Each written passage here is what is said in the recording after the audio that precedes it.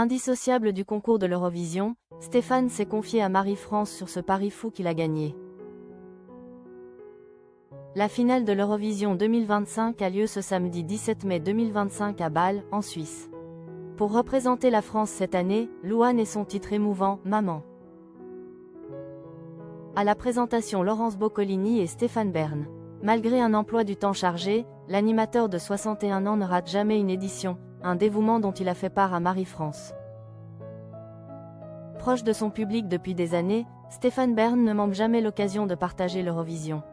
C'est un spectacle authentiquement populaire, nous assure-t-il.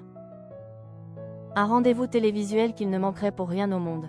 D'autant qu'il vient de remporter un pari fou, celui de dépasser l'autre grande figure du concours, Pierre Tchernia. Louane saura-t-elle subjuguer le public européen autant que le public français, le 17 mai prochain? Eurovision 2025, ce pari fou remporté par Stéphane Bern. Depuis 2015, Stéphane Bern est le commentateur emblématique de l'Eurovision.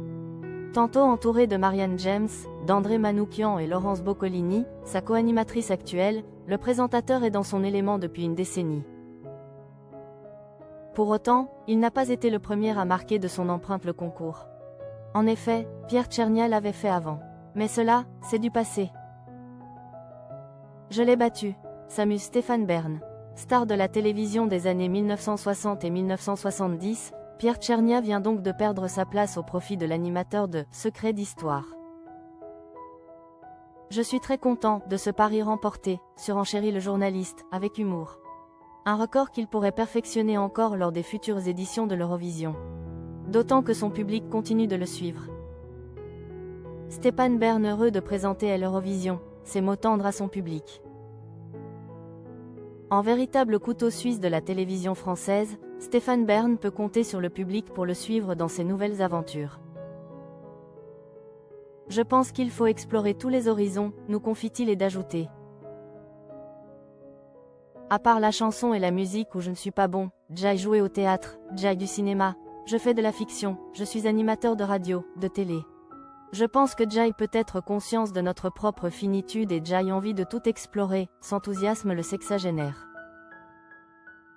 Stéphane Bern toujours aussi heureux de faire partie du pays audiovisuel des Français.